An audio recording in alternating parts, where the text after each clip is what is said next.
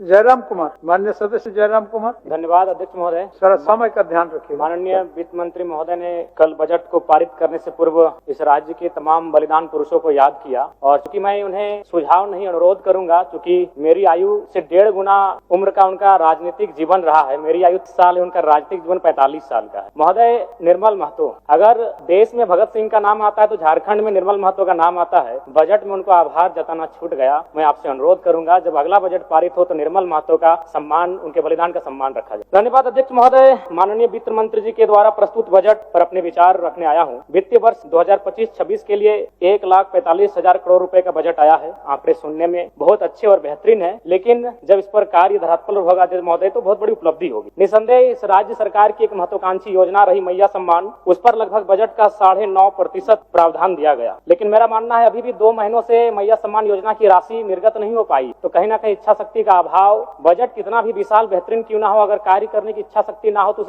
Budget का सदुपयोग नहीं कर पाते अध्यक्ष महोदय। इस बार कृषि में 4,587 करोड़ का प्रावधान है, जो कि सराहनीय है। लेकिन चूंकि मैं एक युवा हूं और युवा होने के नाते इस बजट से युवाओं के लिए कोई विशेष प्रावधान नहीं दिख रहा अध्यक्ष महोदय। मृणाल जी की एक कविता मुझे याद आई है कि कॉलेज के दिन याद करूं तो लगता था कि थे सुल्तान, चौक चौराहे राजपाट थे और दरबार था चाय दुकान, हल कश्मीर का मुद्दा करते मुंह में दबा लेते जब पान, मन में लोहा तन इस्पाती चलते थे हम सीना तान, धीरे धीरे गल गया लोहा, धीरे धीरे गल गया लोहा, तेवर का तलवार गया, एक नौकरी के चक्कर में देखो सिकंदर हार गया, एक नौकरी के चक्कर में देखो सिकंदर हार गया। जी हाँ अध्यक्ष महोदय, इस बजट से इस राज्य के युवा, सिकंदर रूपी युवा, जिन्होंने एक 10 बाय 10 के कमरे के ताप में रहकर 10 साल का जीवन बिताया है एक परीक्षा की तैयारी में, आज इस बजट से वे हार गए।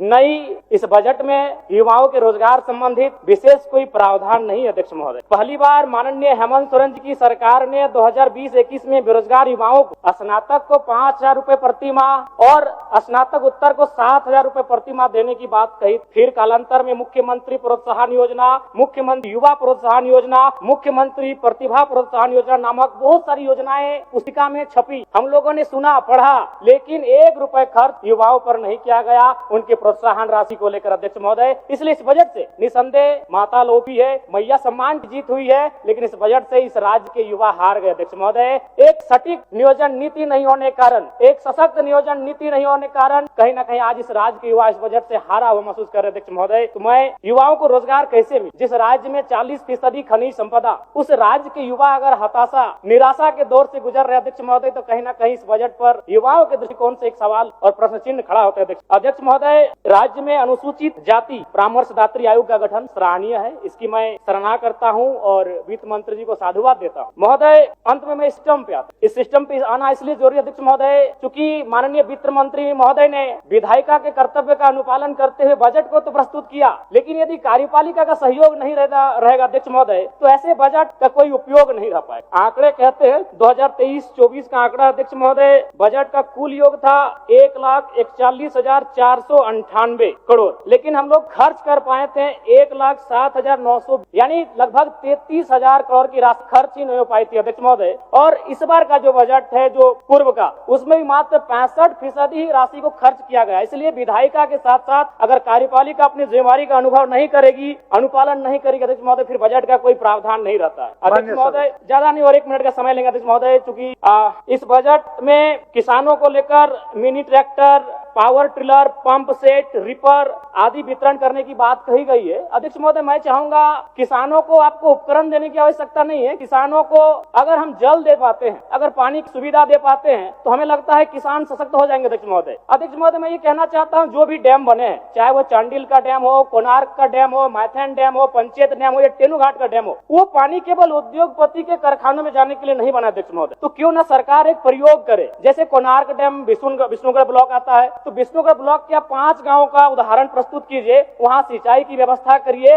और कम से कम कृषक को उन्नत बनाने का प्रयास किया जाए। अध्यक्ष महोदय, मैं इस बजट में सुझाव का अपील करता हूं। अध्यक्ष महोदय, चलिए और 1 मिनट लेंगे, ज्यादा नहीं अध्यक्ष महोदय, परम श्रद्धेय आदरणीय, इस बजट से दिव्यांग, वृद्धा और विधवाओं को बड़ी आस थी और जब इस बजट को पढ़ा और वे लोग भी जब पढ़ेंगे तो बड़ा विशाल लगेगा। 1449 करोड़ 26 लाख, बहुत बड़ी राशि। लेकिन चूंकि यहीं फिर सरकार कहती है 12 लाख लाभुक हैं, तो अगर उस राशि से अगर 12 लाख को भाग देते हैं, चूंकि मैथमेटिक्स का होना बहुत जरूरी है, तो रिजल्ट आता है 1,44,926। उसको फिर अगर 12 से भाग देते हैं अध्यक्ष महोदय तो रिजल्ट आता है 1006, यानी महीना में आप कितना दे रहे हैं, वही 1006। देखने में सुनने में बजट बड़ा विशाल लग रहा है, 1449 करोड़, लेकिन अंततः रिजल्ट आता है एक महीने का वही 1006 रुपए। अध्यक्ष महोदय, अंत में बस प्रवासी मजदूर, क्योंकि जब ये बजट पारित हो रहा था तो हमने और सबने बड़ी करीब से देखा, सत्ता ने खूबियों को देखा, विपक्ष ने खामियों को देखा, लेकिन सऊदी अरब, ट्यूनीशिया, मलेशिया और साउथ अफ्रीका से कोई देख रहे थे तो प्रवासी मजदूर थे। लेकिन क्या कहा, एक वाक्य में बजट समाप्त हो गया। अध्यक्ष महोदय, प्रवासी